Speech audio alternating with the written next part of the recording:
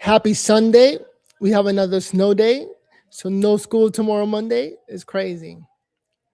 For this episode, my number one question is, why would anybody bring a gun to a peaceful protest, even in a legal to carry state? Like, you're bringing a gun where there are police officers with guns that can legally defend themselves and take people out. I mean, murder is the worst thing that can happen, but we're living in some crazy times where we're seeing it all happen. And with video footage, nobody knows who had the right, who got killed, and who should be pardoned. Let's take a look at Maria Bartiromo on Sunday Morning Futures, talking about what's happening in the news with this poor guy that got killed, Minnesota, Minneapolis, where we are seeing crazy things happen. By the way, my name is Noel. Before you go anywhere, make sure to give this video a like so we can get the word out. Now let's take a look at Sunday Morning Futures.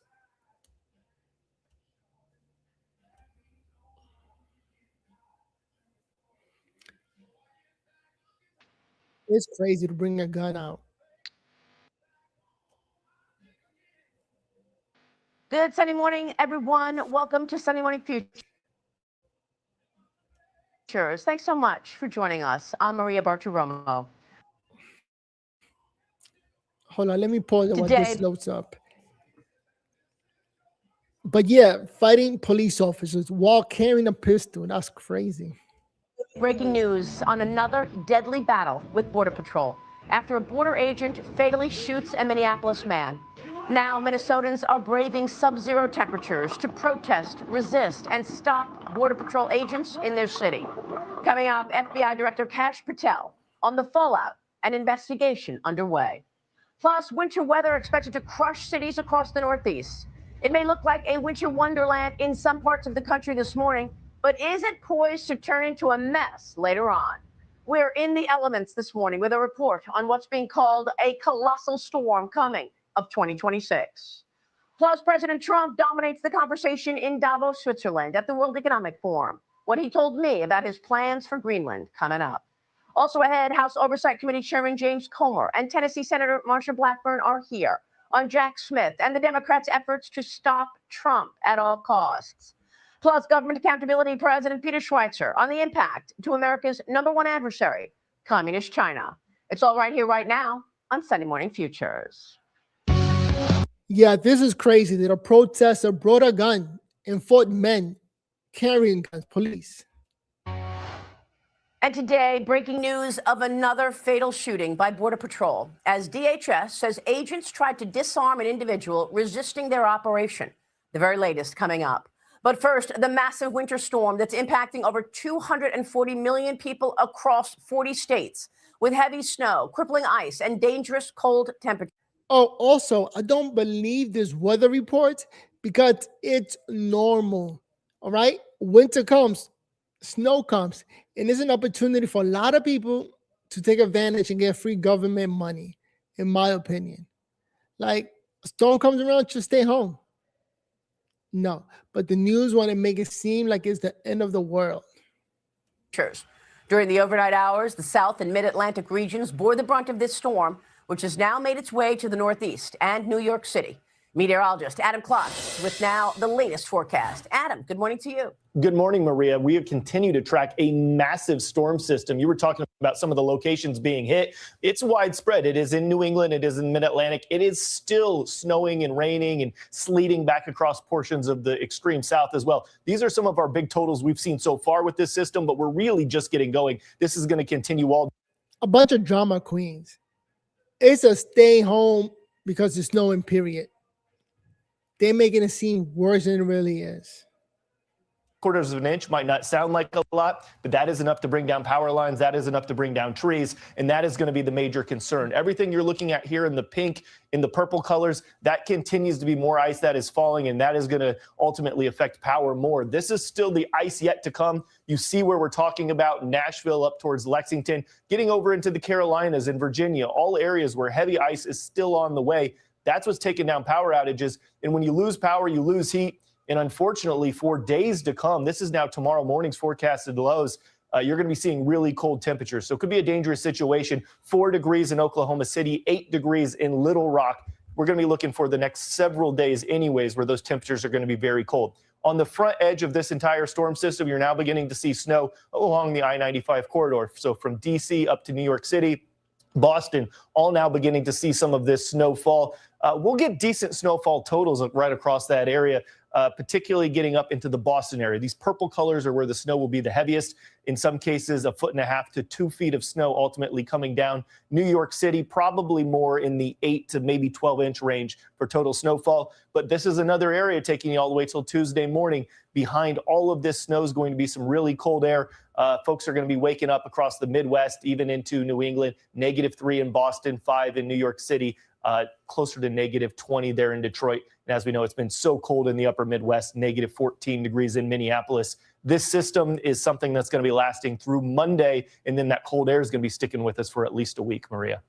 All right, Adam, thanks very much. We'll be watching that. It sure is cold out there. Meteorologist Adam Klotz. We will have more continuing coverage on this massive winter storm coming up in the program. But now this, breaking news this morning from Minneapolis. After a Border Patrol agent shot and killed an armed man during an operation against an illegal immigrant wanted for violent assault. According to Homeland Security, during the operation, an individual identified as 37-year-old Minneapolis resident Alexi Preddy approached a group of Border Patrol officers with a 9mm semi-automatic handgun and then violently resisted arrest when agents tried to disarm him, resulting in a federal law enforcement officer firing defensive shots. DHS says Preddy was pronounced dead at the scene. Besides the semi-automatic handgun, Preddy had 2 magazines and no ID on him. Here's Homeland Security Secretary Kristi Noem last night. This individual showed up to impede a law enforcement operation and assaulted our officers. They responded according to their training and took action to defend the officer's life and those of the public around him. And I don't know of any peaceful protester that shows up with a gun and ammunition rather than a sign. This is a violent riot when you have someone showing up with weapons and are using them to assault law enforcement officers. Minnesota state and local officials, however, are disputing this account from Homeland Security. Following the shooting, protests erupted in the streets of Minneapolis, with the Minnesota State Patrol declaring an unlawful assembly. Joining me now with more on the investigation is the director of the FBI, Kash Patel. Director, thanks so very much for being here this morning. And I know that this is a DHS investigation, but there is outrage across the country that there is another killing. Someone is dead at the hands of Border Patrol. What can you tell us? Crazy. Great to be with you, Maria. And look, Secretary Noem stated it perfectly. You do not get to attack law enforcement officials in this country without any repercussions. You do not get to do that in Minnesota, LA, or anywhere else. And the interagency is leading the charge out there. We've already arrested with the interagency those that violated the FACE Act and impeded a peaceful prayer in church. We've already just last night arrested 4 more individuals involved in the damage of government property that we saw the videos of online. We've arrested other individuals who've made threats to law enforcement online. So we are not messing around. It doesn't have to be in person. If you threaten law enforcement officials or civilians, we are going to come find you. And as for this latest shooting, yes, DHS and HSI are the lead, and the FBI is processing the physical evidence. So we're in possession of the firearm, which is going to go to our laboratory. But as Secretary Noem said, no one who wants to be peaceful shows up at a protest with a firearm that is loaded with 2 full magazines. That is not a peaceful protest, and you do not get to touch law enforcement. You do that anywhere, this FBI is going to be leading the charge to arrest those. But how was he threatening Border Patrol? You've collected the evidence, you said, right? You have the handgun in your possession? That's right. And how was he using that handgun in terms of threatening Border Patrol? What was the threat? He had his camera, right? He was filming it.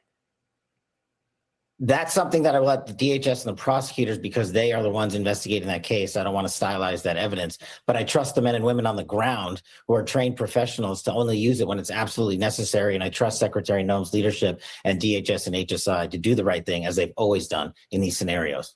Kristi Noem said that the individual approached U.S. Border Patrol officers with a 9mm semi-automatic handgun. Was the gun visible, or did Border Patrol see the gun after they shot him? Again, all those pieces of the investigation are being led by DHS and HSI, and I don't want to comment on their ongoing investigation. I understand, but you have the evidence. What can you tell us about the evidence you collected? It's sent to our FBI laboratory where it'll be fingerprinted. We'll use ballistics examination toolkits to see if any casings were fired, and we'll examine all the casings that were found on the scene. How much of this has to do with some of the rhetoric, in your view? Just 2 weeks ago, the governor, Tim Walz, told residents to get their phones and start filming whatever is happening and when they see Border Patrol. Listen to this. This is just 2 weeks ago from Governor Tim Walz. Watch. If you see these ICE agents in your neighborhood, take out that phone and hit record. Help us create a database of the atrocities against Minnesotans, not just to establish a record for posterity, but to bank evidence for future prosecution. Your reaction? I think that type of rhetoric is exactly what's leading to violence against law enforcement that is totally baseless and unnecessary. And for the state CEO to do that against our law enforcement community is disgusting and revolting. And it should be examined thoroughly as to anyone who's involved in inciting this type of violence. It is absolutely improper, unlawful, and will not be tolerated any type of violence against law enforcement. But it's not stopping. People are mad at ICE and want Border Patrol to stop. You saw what's happening right now in Minneapolis. People are protesting in the streets, pushing Border Patrol out. How will this end? This will end thanks to President Trump's brilliant leadership to always back the blue. Law enforcement will hold the day. The Constitution, the rule of law will hold the day. It is a tough time right now, but I believe that our law enforcement officials on the ground, DHS, FBI, local police force across the country are moving in the right direction, and we will quell these riots and we will prevail. That's what we always do. And what are you looking at when you're investigating or probing the evidence that you've collected? What specifically are you looking for? At this point, in this part of the investigation, it's mostly scientific evidence. We're looking for fingerprints and DNA and how many rounds, if any, were fired and any other sort of physical evidence in and around the firearm. And, you know, I mean, thousands of people are marching through Minneapolis. They are targeting the... You know, it's crazy for politicians to speak against the law or against police officer. And I think Walz needs to get sanctioned. The man needs to get arrested. Because how are you going to speak against police? Border Patrol. I mean, it feels like the rhetoric and the protesting is only ramping up. What is your advice to the people right now who are outraged that this is a second killing at the hands of Border Patrol in 2 weeks? As Kristi said, you cannot bring a firearm loaded with multiple magazines to any sort of protest that you want. It's that simple. You don't have that right to break the law and incite violence. We will. That is so simple. Why would anybody carry a gun to a protest? Like, who are you trying to scare? Like, the cops got more guns than you. So the last thing you want to do is bring one. This is insane. This should send out a message to everybody out there who wants to protest. No guns allowed. Of course, always protect your First Amendment speech. And if you peacefully protest, there is absolutely nothing wrong with that. But you have seen a trend here, not just in Minnesota, but across the country in these protests turning into violent scenarios and people attacking law enforcement. That's when you go over the line, and that's when law enforcement steps in. Well, you also have Democrats in general criticizing Border Patrol. It's not just the people who are protesting this. You've got the Department of Justice serving grand jury subpoenas to Minnesota Democrats in this investigation of obstructing ICE, according to reports. What can you tell us about that? That is a very much ongoing investigation that we are actually involved with and leading out on. So there's really not much I can say, but I can tell you this generally. How do you do an investigation? You make a demand for records when you believe that there's probable cause that laws have been broken, and you make a demand for records of those involved. And in this case, that's exactly what we did of every elected official that was involved. And then the next process, generally speaking, will be putting people in grand juries. That's what happens in these investigations. Director, let me switch gears. You've also been taking down some of the most wanted fugitives, and you've arrested a list of them. Tell me what you've been focused on and how you've taken down these fugitives. Yeah, thanks to President Trump's amazing leadership and protection of law enforcement, and thanks to our great partners at the Department of Justice. This year, the Attorney General and us, we have arrested in 2025. We arrested and captured 4 top 10 of the FBI's most wanted, 4. And to put that in perspective, in the Biden administration, they had captured 4 in 4 years. These are the worst of the worst, the gangbangers, the murderers, the drug dealers. Flipping to 2026, in just the last week and a half, Maria, we have seized, I was just down in Mexico this past week, we have apprehended 2 more of the FBI's most wanted fugitives, including Ryan Wedding, who is a Canadian Olympic snowboarder turned into the modern day El Chapo. And after a year-long campaign and manhunt to go and get this guy, we went down there to Mexico to advance our investigation. Huge thanks to President Trump again and the Department of Justice and the Mexican government and our ambassador Ron Johnson down there. This type of work takes a full-on interagency assault. It takes relentless pursuit to make sure that these individuals never harm Americans again. And while we were down there, we also apprehended another top 10 most wanted fugitive, Alejandro Castillo, who brutally murdered a 22-year-old first-generation American over a decade ago in North Carolina. Collectively, these 6 of the top 10 have been on the run for 50 years, half a century. And under President Trump's leadership, they have nowhere to run. That is just amazing interagency law enforcement, and the FBI is leading that charge, and we're happy to bring them home. Director, what can you tell us about potential outside agitators in some of these stories? We're going to talk with Peter Schweitzer coming up, and he's out with a book on how Mexico and some other adversaries are using immigration to undermine the U.S. Is that part of your investigation? Any person that breaks the law or impedes law enforcement anywhere in the world will always become a part of our investigation. And just look at the historic year that President Trump has brought Americans this year. We've had a 200% increase in the FBI's arrests this year alone. 67,000, a 200% increase. Of that, let's break down the numbers. 37,000 of those were violent offenders. That's a 100% increase from last year alone. We seized enough fentanyl to kill 150 million Americans, 2,000 kilos, up 31%. Espionage arrests are up 35%. We found and rescued over 6,000 children, up 22%. We've dismantled 1,800 criminal gangs, the Tren de Aragos and MS-13s of the world, up 25%. Human traffickers, we've arrested them at a greater clip to 15%. And child predators, there's more child predators behind bars last year than ever before in the year prior. And we've done it while moving our headquarters building, shutting down the Hoover building this year, saving the taxpayers $5 billion. And we're going to relentlessly pursue justice thanks to President Trump and the Attorney General and add more top 10 captures than we've already done. 6 in 1 year. Yeah, I mean, Director, somehow you've got to get together with the president's detractors, whether it is on the Democrat side or not, to ensure that we don't have mistakes like we've been seeing, so that we are actually seeing what you're talking about, taking down people who deserve it and not, in fact, getting people who are in the middle of fire and in the middle of these operations. Why is it that everything you've just said, the Democrats do not agree in terms of the president's agenda? Well, the Democrats are just upset that it was President Trump that delivered this historic year in law enforcement, this historic, literally record-breaking year for the FBI.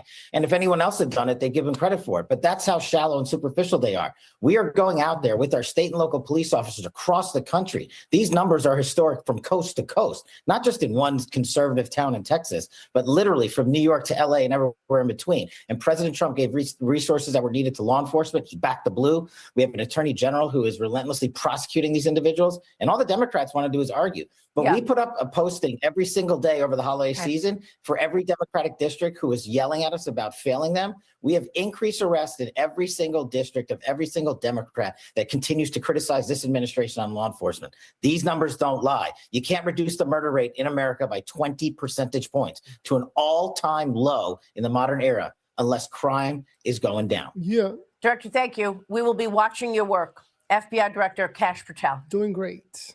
Thanks so much. Thank you. Next, from Homeland Security to national security, with tensions spiking with Iran as President Trump sends an armada toward the Middle East to be ready for any escalation with Iran. after securing a new framework for a bigger presence and potential oversight of Greenland to bolster America's defense against China and Russia. The president and NATO Secretary General Mark Rutte agreeing to a framework at the World Economic Forum in Davos, Switzerland, which is where I caught up with the president in an interview which aired first on Mornings with Maria on Fox Business on Thursday. Here's the president on the so-called art of the deal and the strategic importance of Greenland to America. We're getting what we wanted: total security, total access to everything, have as many bases, have all the equipment that we want. And very importantly, you know, we're building the Golden Dome, we call it. It was called the Iron Dome. Somehow the Golden Dome sounded a little bit better, but we have a technology that's second to none. You saw what we did with Israel, and that's our ingenious that did that. And it's amazing. It's just, you know, it's foolproof, and we're going to be building it, and it works much better when we have access to Greenland. Just covers more territory, covers it more accurately. Missiles will be more accurate by having it. It's very important strategically as a piece, and we will have everything we want. We're getting everything we want at no cost. So the Golden Dome will be on Greenland? A piece of it, yes, and it's a very important part because it's everything comes over Greenland. If the bad guys start shooting, it comes over Greenland. So we knock it down. It's pretty infallible. It's amazing. You know, Ronald Reagan had the idea a long time ago, but we didn't have any technology at that point. The concept was great, but there was no technology. Now we have unbelievable technology. I mean, virtually 100%. So because the GDP of Greenland is like $3.3 billion, but people are valuing Greenland of between 50 billion and almost $1 trillion. So what are you willing to pay for Greenland? Well, I'm not going to have to pay anything. We're going to have total access to Greenland. We're going to have all military access that we want. Yeah. And we'll have more on that story as it develops. My thanks to President Trump. Quick break, and then coming up, former special counsel Jack Smith publicly testifies in front of Congress about his investigation into Trump is going to make sure we have the best. Into President Trump and President's support. You know, the president keeps proving over and over again that technology that America has, how nobody can come even close to what we got. And now with Greenland, let's go.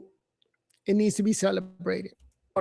Senator Marsha Blackburn was one of 8 Republican senators to have her phone data seized by Jack Smith without her knowledge. She'll join us with reaction as we continue the Democrats to monitor this. Are working as hard as they can to shut down Trump, unsuccessfully. Massive winter storm that is stretching over 2,000 miles across the country. Fake news. Stay with us. We'll be right back.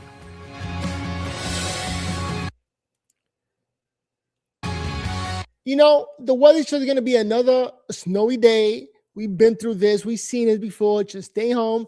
Now with computer, they do learning over computer so the kids don't get to miss anything. And nobody gets to miss anything. All people got to do is turn the TV on and turn on YouTube or something. Nearly stand by my decisions as special counsel. Okay, here we go. Including the decision to bring charges against President Trump. Our investigation developed proof beyond a reasonable doubt that President Trump engaged in. This guy's going to go to jail. Hold on. Engaged in criminal activity. If asked whether to prosecute a former president based on the same facts today, I would do so regardless of whether that president was a Democrat or a Republican. And that's former special counsel Jack Smith testifying before the House Judiciary Committee on Thursday, saying that he had no second thoughts for the way he handled his investigations into President Trump and the president's supporters. Following the hearing, President Trump posted on Truth Social this, quote, based on his testimony today, there is no question that deranged Jack Smith should be prosecuted for his actions. He destroyed the lives of many innocent people, which has been his history as a prosecutor. Yeah. At a minimum, he committed large-scale perjury, writes the president. Joining me now with reaction to that and the DHS-involved fatal shooting is Tennessee Senator Marsha Blackburn, who was one of the senators whose phone records were targeted by Smith. Senator, thanks very much for being here this morning. Good to join you, Maria. And indeed, what we saw with Jack Smith before the House committee was he tried to go in there and gaslight the American people. What we do know is that not only the senators, but 400 conservative individuals and groups, whether it was the RNC or Turning Point USA or the Republican attorney generals or Citizens United, they got phone records, they got bank records. We need to know exactly what Jack Smith got on each and every person that they were surveilling. How will you do that? What are your next steps? You know, Maria, we are going to have the telecom companies before us at Senate Judiciary in a couple of weeks, and you're going to see a series of hearings from Senate Judiciary. It is important to build out this record, and we also know that DOJ and there are investigations there. It's important to do discovery. I want to know exactly what he got. Did he get the content of my phone calls, of my emails? Did he get bank records? What did he get of other people? Because, Maria, if we do not unravel what happened with Arctic frost, they are going to do it again. And the American people and conservatives in this country, all Americans need to know that the federal government is not going to be weaponized against them because someone views them as a political opponent. Yeah. Well, look, we are watching this conspiracy for the last 10 years continue in terms of President Trump's detractors trying to stop him. Do you believe that the agenda will be upended because of some of these things? For example, some of your colleagues in the Senate said that they are not going to move any nominations forward because of a probe of Jay Powell. What are your expectations on the president's agenda being upended by his detractors? They are going to try this. You know, they've got Trump derangement syndrome. They've got a terminal case of it. Yep. And it doesn't matter if it is Jack Smith or Greenland or ICE. They have their hair and their pants on fire. And they just cannot stand that Donald Trump made promises. He is keeping those promises. He is making the country safe. He is getting to the bottom of how the federal government was weaponized against the American people, against him, against 400 conservatives, and getting to the bottom of this. And, you know, it's like a Tennessean told me this week. They want us to investigate. They want to see people prosecuted. They are tired of the left using the government to go after conservatives and nobody ever paying for the dirty deeds that they have done. Yeah, I understand that. But at the same time, Senator, we are right now fresh off of another killing. A man is dead in Minnesota at the hands of Border Patrol. There is massive outrage across the country because of this. Your reaction, and as an elected official, what can you do to bring the country together to ensure that your detractors, Democrats who are critical of the Republicans' work, that they understand what you are trying to do in terms of weeding out criminals from this country? Indeed. And the Democrats left the border open. You have all these individuals that came in. All loss of life is to be mourned, and everyone mourns this loss of life. And Maria, as I have looked at what has happened in Minneapolis, I think about the difference that we see in Memphis, where crime has been cut in half over the last 120 days. They've made about 6,000 arrests, and they've rescued 142 missing children. Now, you've got a mayor, governor, police chief, sheriff that are working with the federal government agencies. There are over 20 agencies there, and they have cut that crime rate in half. And Memphis is safer today. Now, apprehending these individuals, deporting these individuals that are here and have committed these crimes is important to do. And we all know that there is a lot of conversation about the uptick around ICE in Minnesota. We know that people are saying, are they using this to deflect from the outrageous amounts of fraud that they are being investigated for right now? Senator, let me switch gears. You are in Tennessee this morning. We are watching reports of power out for hundreds of thousands, roadways snarled with ice as dangerous weather hits this storm.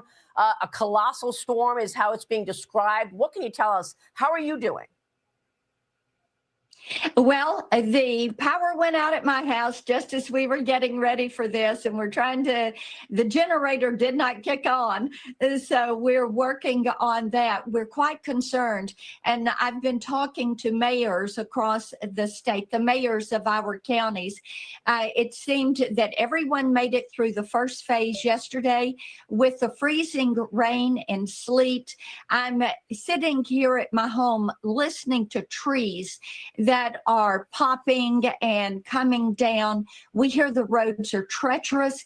It's about 30 degrees right now, but it is going to freeze. It is going to be down around 0. And the next couple of days are going to be incredibly dangerous. I encourage everyone to stay home, stay safe, stay warm, stay off the roads. Do not get out unless it is absolutely necessary. I do know that our shelters are open. Our mayors have warming stations open. Tennessee Emergency Management is working on this situation. So everyone stay safe. All right, Senator, as to you as well. Stay safe. Thanks very much for being here. Stay home. Marsha Blackburn.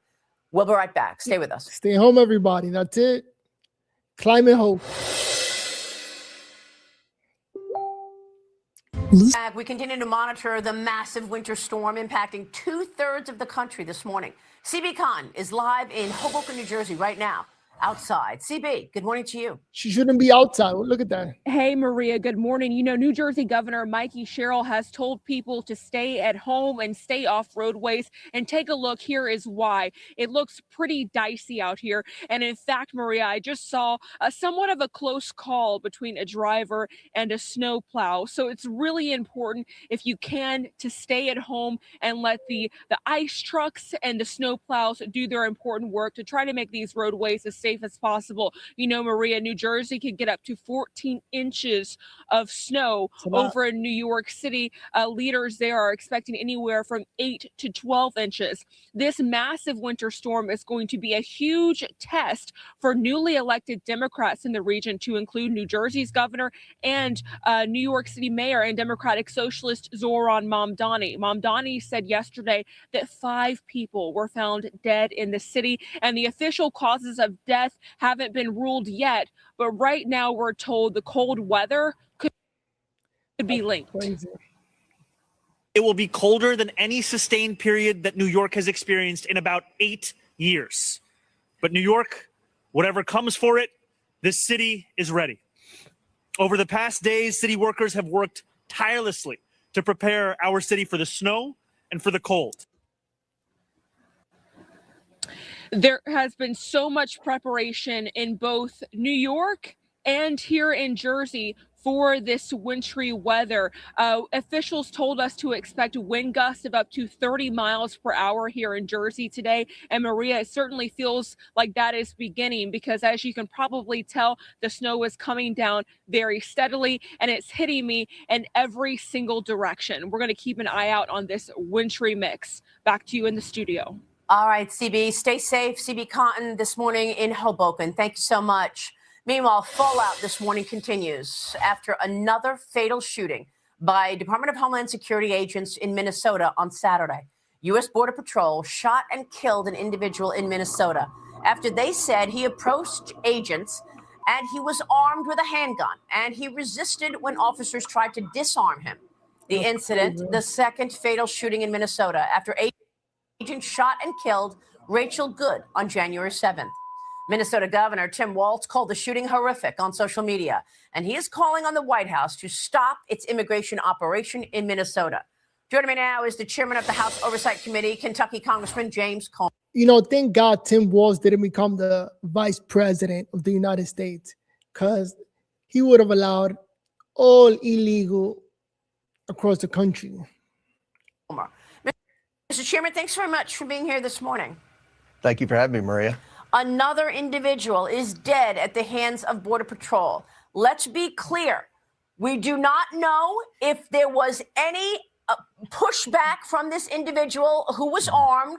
We do not have evidence that he was waving a gun, doing anything to threaten Border Patrol. He had his phone and he was shooting. He was viewing and recording the incident. That's what he was doing, recording the incident. Mm-hmm. What is your reaction? And you are an elected official. What can you do about it? Well, look, I don't think there's any question a majority of Americans want President Trump and ICE to go in and apprehend the criminal illegals. Yep. That's what President Trump campaigned on, and he's doing exactly what he said. I look at what happened in Minneapolis versus what happened in Washington, D.C. When President Trump sent the National Guard into Washington, D.C., the Mayor Muriel Bowser, supported that. She worked, her local law enforcement worked with the president, and in a short period of time, they have really been successful in reducing the amount of crime in Washington, D.C. That was a big success. Fast forward to where we are in Minneapolis. We have a governor, an attorney general, and a mayor of Minneapolis who are getting people jacked up, trying to get them, convinced that this is, some type of illegal raid, that all their lives are threatened, and they've got. Yeah, and the politicians are supposed to work with the community, letting them know to stop pressing the cops, stop pressing ICE, and to work with police officials. So politicians got to take some responsibility for their actions. They got to calm the community down. It's their state, their city. So they got to get on the mic, get on television, and just let people know, stay home. No need to push back. Let them do their job. So a lot of people got to get sanctioned and fired from politics. All these white liberals coming in, trying to run over ICE, trying to, spray them and do everything to disrupt. And if I were President Trump, I would almost think about, okay, if the mayor and the governor are going to put our ICE officials in harm's way, and there's a chance of losing more, innocent lives or whatever, then maybe go to another city and let the people of Minneapolis decide, do we want to continue to have all of these illegals? Are we going to allow our governor, attorney general, and mayor to get away with this? And I think the people of Minnesota would rebel against their leadership, because it's very clear that a majority of Americans want the criminal illegals apprehended, and that's what ICE is trying to do. Do we know that ICE saw the gun? Do we know that it was visible? Or was this a guy with a camera recording the incident, and knowing that he was armed, they learned that later? Do we know that? We don't know. I'm like you and every other American. I've watched that video dozens of times in slow motion. I've tried to determine whether he actually pulled a gun out or not. I don't know. I just know that the situation's bad there. On one hand, there are thousands of criminal illegals in Minnesota, because that was a sanctuary city and a sanctuary state. The majority of Minnesotans, in my opinion, want them apprehended and sent back to where they came from. But on the other hand, I think this situation is only going to get worse. And I really think that there are so many cities in the United States that have issues with criminal illegals that I think they would be better received in other cities. And I hope that's something they're talking about doing right now, because, Minneapolis isn't the only city. And if the local officials and the governor and attorney general are going to put federal agents' lives in danger with all the protesters and getting everybody fired up, trying to go there and disrupt ICE, then I think that's a decision they're going to have to make. Well, we played a soundbite earlier from Governor Tim Walz, who told residents to make sure to film ICE agents. And I imagine that this individual had taken that directive and was filming ICE agents. But Congressman, I want to move on, because last week we saw Jack Smith testify publicly, and he said that President Trump, quote, willfully broke the law. He blasted the DOJ's retribution in the second term. Your reaction to what you heard from Jack Smith, and where does your investigation stand in terms of his Arctic frost investigation into Trump and his supporters?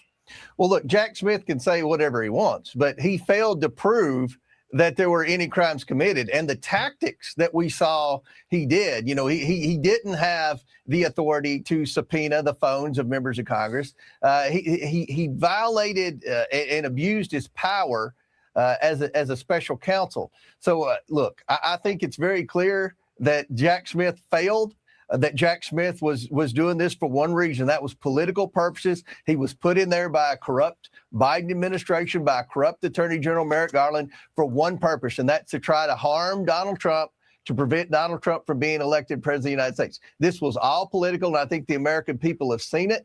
And look, I think that Jack Smith showed the world that he never had the evidence, and he abused his power. Anybody that watched that hearing could see that. So, I know that President Trump's tweeted out that Jack Smith should be convicted. Well, that's going to be his Department of Justice that's going to have to do that. I think the House Judiciary Committee did all it could do and got him to come forward and not only did a deposition, but also came back and did a public hearing. So if that's the direction that the Department of Justice wants to go, then I would fully support that, because I believe he abused his power, and I believe he was there for one reason. That's political purposes. Congressman, you also in the House have taken a step closer to referring the Clintons, Bill and Hillary, for criminal charges. Why? Well, they failed to comply with a lawful subpoena, and a majority of Democrats on the House Oversight Committee agreed with all the Republicans that they are not above the law and they should be held in contempt of Congress. We'll be voting on that for the full House next week, and I expect every Republican and a bunch of Democrats to vote for that. All right, we'll be watching that next week. Congressman, thanks very much for being here. Chairman James Comer. Go to jail, Jack Smith. Breaking the law himself. AI can. Breaking news all morning long, the fallout over a second fatal shooting in Minneapolis, to the intensifying weather as foreign forces are also trying to undermine the U.S. Streaming now with more is the president of the Government Accountability Institute, Peter Schweitzer, the author of the new book, The Invisible Coup: How American Elites and Foreign Powers Use Immigration as a Weapon. It is available right now. Peter, thanks very much for being here. Congratulations on the book. Before we get into what you've learned about Mexico and what you've reported in the book, do you believe there are any outside agitators on the ground right now in Minneapolis? And what is your reaction to a second fatal shooting at the hands of Border Patrol? Yeah, no, I think the chaos in Minneapolis is absolutely horrifying. And I think that foreign actors benefit from that. Here's what we know. We know that foreign powers like Mexico are actively involved in organizing what they call the resistance to Donald Trump. That's not my words. That's what Mexican officials who live inside the United States say. A gentleman named Mr. Robles, who lives in Ontario, California, who serves in the Mexican parliament. He's a high-ranking Morena Party official in Mexico, went around the country in 2025 saying that he was organizing the militancy, his words, inside the United States, working with activist groups. And there are other officials, Mexican officials living in the United States, saying the same thing. If you look on the ground in Minneapolis, there are a couple of groups that are very actively involved in the anti-ICE protests. One of them is in the same building as the Mexican consulate and has worked aggressively with them. It's called Clues. There's another organization called MIRAC that has also worked very closely with the Mexican consulate. So I think we need to look at the political activities and agitation that Mexico is engaged in the United States. Again, these are not my words, Maria. This is what Mexican officials, I quote in the book, are saying they are doing in the United States. All right. I want to talk more about what you've learned and what you've reported in the book, particularly as it relates to Mexico, but also Communist China. We'll take Seeking. And I'm back with Peter Schweitzer, author of the new book, The Invisible Coup. Peter, what else did you learn and report? What were your big takeaways out of this book? Well, that we have been looking at immigration the wrong way. We viewed it primarily in terms of the economy and violent crime, which is very important. But the motivation of foreign actors is to weaponize immigration. So what do I mean? China has a very sophisticated program of exploiting birthright citizenship, and the Supreme Court's going to be hearing this case. That's the notion that if you happen to give birth to a child in the United States, that child will be an American citizen. Our federal government has no idea how many children are being minted as U.S. citizens using this technique, but China has looked into it. China has encouraged this. They've pushed it. The Chinese government believes that every year for the past 13 years, Maria, roughly 100,000 Chinese babies have been born in the United States that are then taken back to China, raised in China. When they turn 18, they're going to be U.S. citizens. They can vote in elections, donate to political campaigns, get government jobs. That's more than 1 million voters. Remember that 2016 election was settled by 80,000 votes. So it's a massive exploitation of our immigration laws. Other entities like the Muslim Brotherhood and the Mexican government are doing the same sort of thing. These are such important points, Peter. Thanks very much for pointing it out in this new book. Congrats to you. Please come back soon, Peter. Peter Schweitzer is the president of the Government Accountability Institute. Thank you. That'll do it for us on Sunday Morning Futures. Stay safe. Well, there you have it. If you're still watching, make sure to give this video a thumbs up. My name is Noel. Over here, just reporting the news because the fake news media out there are not cutting it. They're just lying to the people. Like what happened with Minnesota kind of sucks, right? Like when I was younger, when I was a kid, you just know not to pick a fight with anybody with a gun, especially the police officers. So for him, that protester to go protest, but with a gun on him, he should have picked up his hand and just tell the cops, do whatever you want. I have a gun on me, just take it. Instead of fighting them. That's like the worst case scenario.